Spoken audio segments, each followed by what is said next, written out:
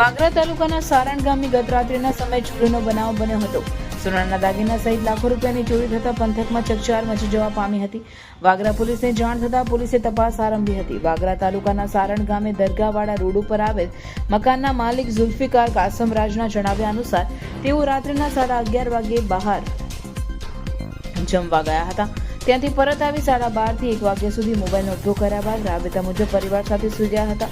ત્યારબાદ 4:30 વાગ્યે તેઓની નાની છોકરીને દૂધ આપવા માટે ઉઠ્યા હતા. ત્યારે ઘરમાં રહેલો તિજોરીનો સામાન વેરવિખેરો પડેલો જોઈ તેઓ ચોંકી ઉઠ્યા હતા. ત્યારબાદ તેઓએ ઉપરના માળે જોઈ તપાસ કરતા ઘરનો સામાન જ્યાં ત્યાં પડેલો નજરે પડ્યો હતો. તિજોરીમાં રહેલ બેગમાં તપાસ કરતા બેગમાં રહેલા અંદાજે 30 થી 35 તોલા સોનાના દાગીના તેમજ 10 લાખ રોકડ રકમ ગાયબ જણાતા ઘરમાં ચોરી થઈ હોવાનું માલુમ પડ્યું હતું. તેઓએ વાગરા પોલીસને જાણ કરતા 5 કલાકે વાગરા પોલીસ ઘટના સ્થળે દોડી જઈ તપાસ હાથ ધરી હતી.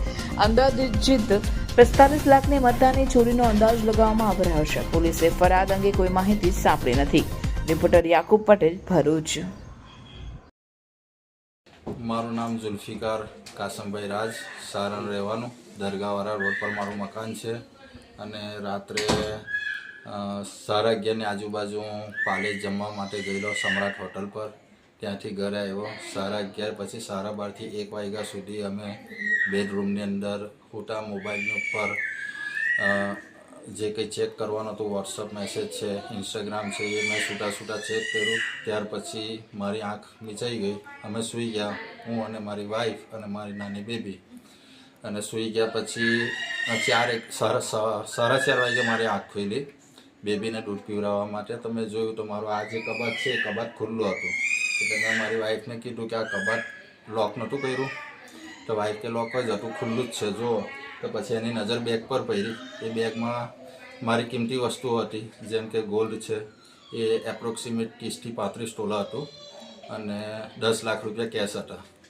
એમ કરીને ટોટલ 45 લાખ રૂપિયાનું બેગમાં મારો કિંમતી સામાન હતો. તો એ જોયું ને અમે ચેક કર્યું તો એ જોવા મળ્યું નહીં. એટલે અમને ખ્યાલ આવ્યો કે ચોરી થઈ છે. એટલે પછી મેં ઉપરના રૂમમાં તપાસ કરી તો ઉપરના રૂમમાં બી કપડાને એવું બધું જ્યાં ત્યાં પડેલું હતું. એટલે અમે શ્યોર થઈ ગયા કે ઘરમાં ચોરી થઈ જ છે. પછી મેં પોલીસ સ્ટેશનમાં વાગરા ફોન કર્યો ને એ લોકો 5 વાગ્યે આવ્યા અને એમની રીતે આગળનું ઇન્વેસ્ટિગેશન ચાલુ છે. અમે આશા કરીએ છીએ કે જલ્દીમાં જલ્દી આનું નિરાકરણ લાવી અને અમને અમારી વસ્તુ મળી જાય જે કંઈ ગયું છે.